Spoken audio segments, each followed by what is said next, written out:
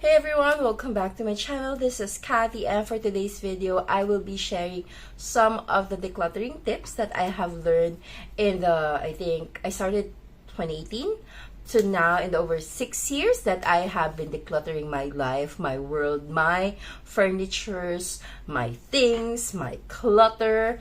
And over the years, I've watched a lot of videos. I've seen a lot of decluttering tips. I don't think I've seen a Filipino who has been tackling decluttering. There might be, I'm just not aware.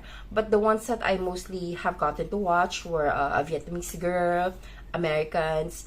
And so I like to share some decluttering tips that I learned from them that I know are applicable to us Filipinos. If this is something that you're interested in, I hope that you will subscribe, like, comment, and share. Again, any kind of interaction is super appreciated by small YouTubers like myself.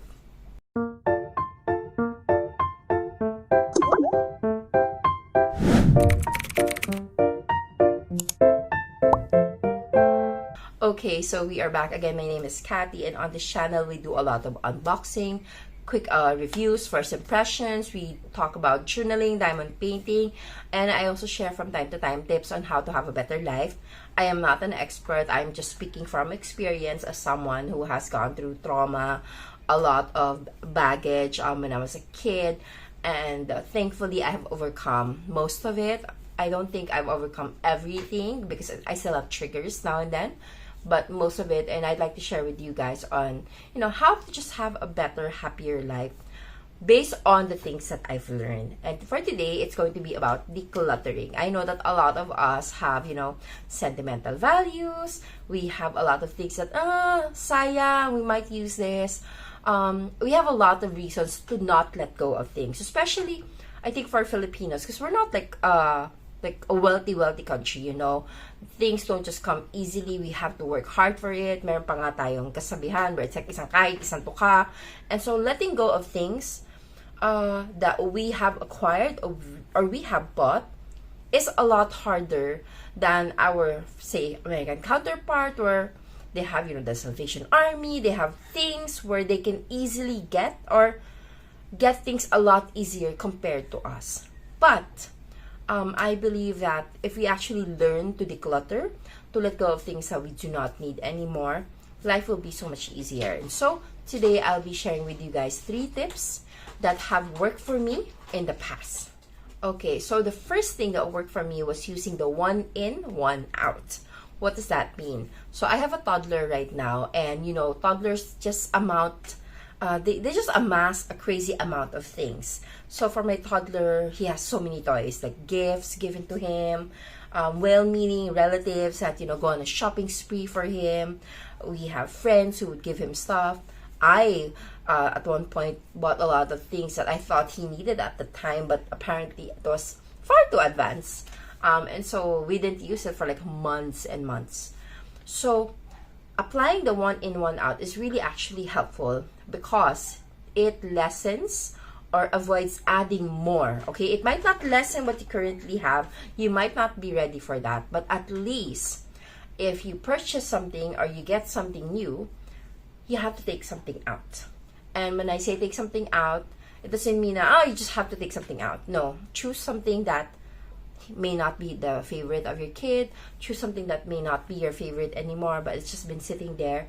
So for example, you bought a new scrunchie, just small thing, a scrunchie. You bought a new scrunchie and you already have 20 scrunchies, 15 scrunchies. Take one out so that you just maintain the same amount. Why do I advocate this? Because one, for those who are just starting with decluttering, this makes things easier. 1 in, 1 out means you still have the same amount of things, but you're not adding more to it. And this is always the first step, not adding more to the clutter that you already have, okay? Because if you keep adding, then it's going to be a lot harder to let go of things eventually. Next, do it one section at a time, okay? So you don't have to tackle your entire house. You don't have to clean everything in one go. That will be very exhausting. And us moms, I know that we don't really have the time to like clean the entire house. We wish we could, like do it just one day, We wish we could, but we can't because we have other responsibilities. We have to cook, we have to work, we have to have some me time, we have to have some time with the hubby, the partner, we have to have time with the kids, and things just go a little bit crazy. So do it one section at a time. And I don't mean like, oh, the kitchen. No, it could be like one drawer. So do it small, but do it consistently. Okay, so it's just one drawer. And then the next, another drawer. And then the next, another drawer. Another cabinet. Another area of your kitchen. Until eventually you'll realize, oh, wow, I've actually decluttered things. And when you let go of things, always look for the multiples. If you have multiples of something, get rid of the multiple. If you have something new and something broken or something super old, get rid of the old one and use the new one. That makes things a lot easier to handle, okay? Because you have multiples of it and you have like an old version of it, you have a new version of it.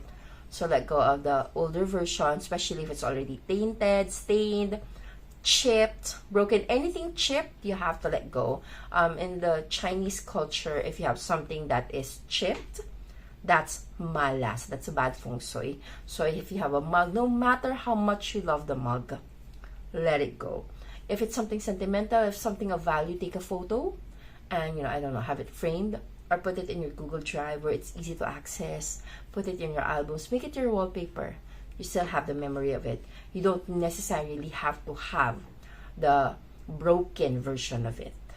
Third tip that I will be sharing for today is to use a clear storage for things, especially for things that may be a mixture of things. You know how sometimes we have this container and we know exactly what's going to be inside, but then we have this container where we have absolutely no idea what's inside. So for those kind of things, put it in a clear storage. I would even one up this tip. Pick a post-it, write down everything that is inside if you can't find the clear storage, because again, I do not advocate buying like clear storage. If you don't have it, then at least get a post-it note or a paper, write down everything that's inside, tape it on the side, so that if you grab it and you're like, what's inside, you don't have to spend time opening it, sifting through things. You know already what's inside. So just really itemize everything, break down everything. This has been really good for me, for someone who has really bad memory. I do this a lot. You would, go to my house and you'd see things with post-its and like a lot of writings on it. Those would be itemizing what is inside so that I don't have to go, ano ang laman nito? What did I put inside? Because you're supposed to be organizing and decluttering. If you can't remember what you organized, then that's not organizing. Okay, so those are my 3 tips, and I really hope that you guys can apply it to your daily lives. I will be sharing more in upcoming videos, but for now I think we need to stick to the one in, one out. Do it one section at a time, and then either use clear storage or use a post-it note or a paper, and then tape it on the side to remind you of what's inside things. Actually, when you do that and you itemize things, you realize, why do I have this? Why am I keeping this? What's this for?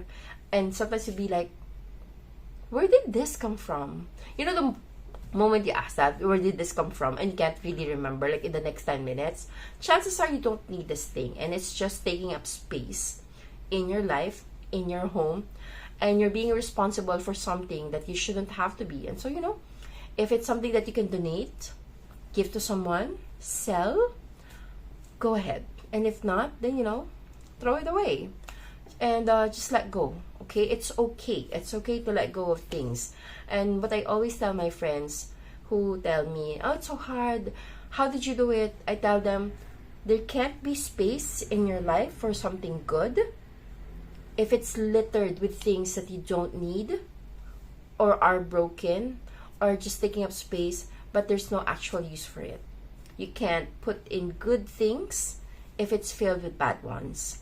You can't have new, nicer things if you have old, broken ones. I hope that this video helped you out. Let me know if you were able to apply this. If you have questions about decluttering, please let me know as well. Again, I am not an expert, but I have been decluttering for over 5 years, and so I think I've learned a thing or two. I went from being hoarder levels to now there's a semblance of a structure. It has been a struggle, and that's why I feel like I can share, because I am going through a lot of the struggles. I still have like things to declutter, but I think I can say I've drastically cut down 60% of my stuff. And it has been quite liberating, especially when I go downstairs and I look at my plates and I see, oh wow, I can easily grab something and not be scared that other plates would just topple down and break. It feels nice, it feels good.